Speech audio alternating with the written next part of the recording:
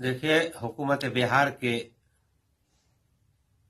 जितने भी अदारे हैं इस तरह के, चाहे वो हज कमेटी हो, मदरसा बोर्ड हो, माइनॉरिटी कमीशन हो, फाइनेंशियल कॉरपोरेशन हो, या जितने भी और अदारे हैं, ये बिल्कुल सही है कि ये डिफंक्ट है। और मैं समझता हूं कि काफी लंबा अरसा हो गया इसको, कोई चेयरमैन नहीं है। और जाहिर है कि जब तक कोई चेयरमैन नहीं होगा, अपॉइंटमेंट नहीं होगा, कोई काम नहीं होगा। अगर किसी काम को आप एक हफ्ता रोकते हैं तो उसका इम्पैक्ट महीनों में पड़ जाता है।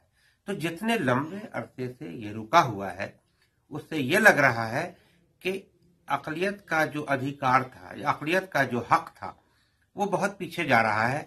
चाहे वो मदरसा बोर्ड का मामला हो, चाहे वो आप देखिए कि हज का मामला शुरुआत हो गया, सारी तैयारियां हो रही हैं, लेकिन आज तक चेयरमैन नहीं है। इसी तरह से माइनॉरिटी कमीशन का मामला है। माइनॉरिटी कमीशन से कुछ तो बातें आगे बढ़ती थी, माइनॉरिटीज के लोग उनके चेयरमैन से, उस अदालत से मिलते थे, अपने काम के सिलसिले में चिट्ठियां लिखवाते थे, आगे बढ़ता था काम, वो रुका हुआ है। इससे ये लगता है कि ध्यान जो होना चाहिए हुकूमत बिहार का माइनॉरिटीज के लिए, माइनॉरिटीज अदारे को आगे बढ़ाने के लिए, मजबूत करने के लिए, ताकि अकलियत का हक अपना मिल सके, उसमें कहीं ना कहीं कमियां हैं। इसको अब भी जल्द से जल्द चेयरमैन की बहाली, या जहां जिनकी बहाली है, जो सरबराह होते हैं, जो उसके चेयरपर्सन होते हैं, उसको जल्द से जल्द हमारी अर्जी है नीतीश कुमार जी से कि जल्द से जल्द उसको बहाल कर दे, ताकि अकलियतों का काम आगे बढ़ सके।